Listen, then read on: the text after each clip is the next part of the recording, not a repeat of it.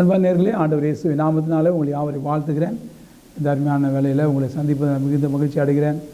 நீங்கள் மிகவும் ஆசீர்வாதமாக இருக்க வேண்டும் என்று ஆண்டவர் இந்த நிகழ்ச்சியை உங்களுக்கு ஒவ்வொரு நாளும் ஒளிபரப்பி கொண்டிருக்கிறார். அவருடைய வார்த்தைகள் உங்கள் வாழ்க்கையை செழிப்பாக்கும். அவருடைய வார்த்தை கேட்க கேட்க நீங்கள் ஆசீர்வதிக்கப்படுவீங்க.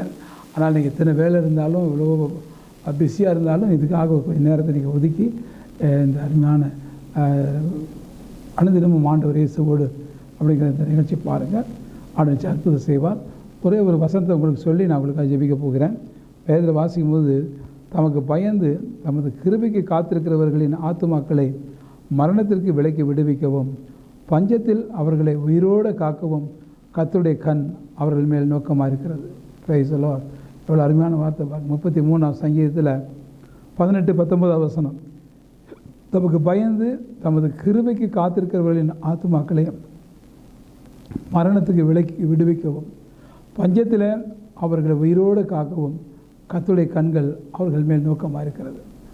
அற்புதமான வார்த்தை.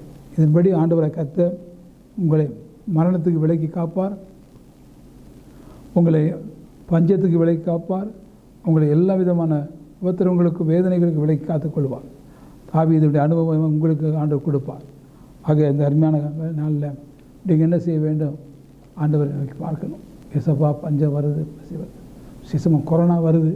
இந்த கொரோனாவுக்கு முன்னாடி கூட நீங்கள் பயந்துருக்கலாம். என்ன செய்ய போகிறோம், எப்படி நமக்கு இந்த வியாதி விலகி போயிடுமா, இல்லை நம்ம தாக்கிடுமா? நிறைய பேர் இந்த கொரோனாவால் தாக்கப்படுறாங்க. ஆனால் அரசாங்கம் சொல்லுது ஒன்றுமில்லை, ரொம்ப சாதாரணமானது, அப்படி இப்படின்னு சொல்கிறாங்க. ஆனால் அதுக்காக பயப்படுற பயம் இருக்குது பாருங்கள். ஒவ்வொரு ஹாஸ்பிட்டல்லையும் கொரோனா வார்டு புதுசு புதுசாக ஆரம்பித்து ஜனங்க போய் விழுந்து கிடக்கிறாங்க. எனக்கு அருமையானவர்களே, பயம் வருகிறது, கலக்கம் வருகிறது, வேதனை வருகிறது. இதனால் நம்ம பாவம் செஞ்சு, நம்ம தவறு செஞ்சு ஆண்டவரை விட்டு விலகினால. ஆனால் நம்ம என்னென்னா, எல்லா உபத்திரம் இருக்குது உலகத்தில். ஆண்டு சொன்னார், உலகத்தில் உபத்திரம் உண்டு, ஆனால் திளங்கொள்ளுங்கள், நான் உலகத்தை ஜெயித்தேன்னு சொன்ன ஆண்டவர். நிச்சயமாக உலகத்தை ஜெயிப்பார். உலகத்தை ஜெயித்தவர் இன்றைக்கும் உங்களை ஜெயிக்க வைப்பார். உபத்திரவத்தில், வேதனையில், வியாதியில் எல்லாத்திலையும் உங்களுக்கு விடுதலை கொடுப்பார். சரியா? ஆனால் நீங்கள் மனசு தைரியமாக இருக்கணும். ஒரு காரணம் பயப்படாதீங்க. ஐயோ, இந்த கொரோனாவினால வியாதி பாதிக்கப்படணும், இந்த கஷ்டம், இந்த வியாதி, இந்த கேன்சரு, அது இதுன்னு சொல்லி எக்கச்சக்கமாக சொல்கிறாங்க டாக்டர்மார். அதெல்லாம் ஒவ்வொன்றா பார்த்துட்ருக்குறோம். ஆனால் அதனால் நீங்கள் எந்த பயம் பயப்படாதீங்க. எது வந்தாலும் ஆண்டவர் பார்த்துக்கொள்வார். சரி, நீங்கள் ஒரே ஒரு நம்பிக்கை, ஆறு மேல் கண்களை பதிய வைக்கணும். சரியா? நான் இப்போ ஜெபம் பண்ண போகிறேன்.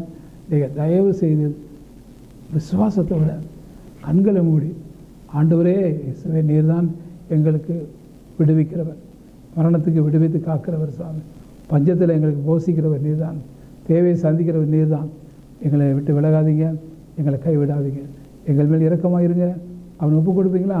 எல்லா கண்களை மூடுங்க, நம்ம ஜெபிக்கலாம். நல்ல பிதாவே, இந்த அருமையான வேலைக்காக ஸ்தோத்திரம். அருமையான நம்முடைய பிள்ளைகளுக்காக நான் ஜெபிக்கிறேன்ப்பா. எவ்வளோ நல்ல குடும்பம் ராஜா, எவ்வளோ நல்ல குடும்பம். ஆனால் எவ்வளோ வியாதி, போராட்டம், பிரச்சனை வரனால பயப்படுறாங்க. ஐயோ, நான் என்ன செய்ய போகிறனோ அப்படின்னு சொல்லி. ஆனால் தேவன் இந்த கடைசி காலத்தில் பயத்தை மாற்றுகிறவர், மரணத்துக்கு எங்களை விடுவித்து காக்கிறவர், பஞ்சத்தில் எங்களை உயிரோடு காக்கிறவர்.